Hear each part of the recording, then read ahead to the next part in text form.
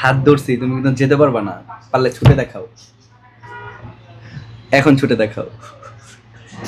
তো এটাই হচ্ছে, একটা মানুষকে আগলে রাখতে গেলে সে হাত ছাড়ছি তো কি হয়েছে, এখানে ধরছি, সে চলে যাবে, চুলের মুঠি ধরবো, তারপরও থাক। ঠিক আছে। এভাবেই আসলে রাখতে হয়, এটা মেনটেন করে চলতে হয়। মেয়ে মানুষ বাঁকা, তারা বাঁকা দিকে যাবে, সেখান থেকে টেনে আমাদেরকেই ঠিকঠাক করতে হবে। এটা যে বুঝবে সে ওকে, আর যে বুঝবে না সে ঝগড়া করবে, এগুলো আসলে ঠিক না। তো ঠিক আছে, আজকের মতো আমরা ভাই বিদায় নেই। যারা আসলে এই হাতটা আপনাদের ধরে সাথে রাখতে আবার পারে না, হ্যাঁ, তাদেরকে আসলে কিছু বলার আছে কি? না আমার কিছু বলার নেই, এটা আসলে যার যার হিসাব শেষে দিবে, এখানে আমি কি, আমি বলার কে?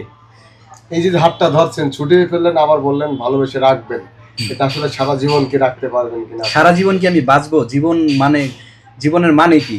যতদিন বেঁচে থাকবেন এই হাতটাকে আর ছুটবে কখনো? আমার নসিবে যা থাকবে সেটাই থাকবে, এখানে ভাগ্যের উপরও কিছু আছে।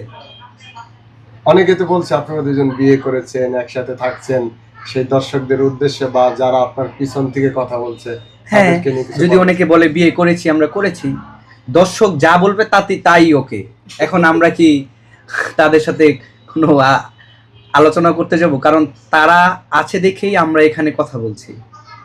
অনেকে তো অভিযোগ করছে আপনারা দুজন বিয়ে করেছেন, একই ছাদের নিচে থাকছেন, হ্যাঁ, তো তাদেরকে কিছু বলেন? কি হয়েছে, বিয়ে কি করতে পারি না? বিয়ে ফরজ না?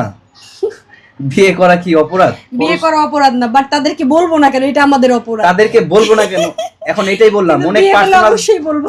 অনেক অনেক পার্সোনাল জিনিস থাকে। আচ্ছা, আচ্ছা শেষ আপনার বিয়েতে কে কে থাকবে ভাই? কাদেরকে দাওয়াত দিবেন? সবার আগে আপনি থাকবেন, আরো যারা আছে আপনার কে কে থাকবে? আরো কাছের লোক? আরো কাছের লোক যারা আছে তারাই থাকবে।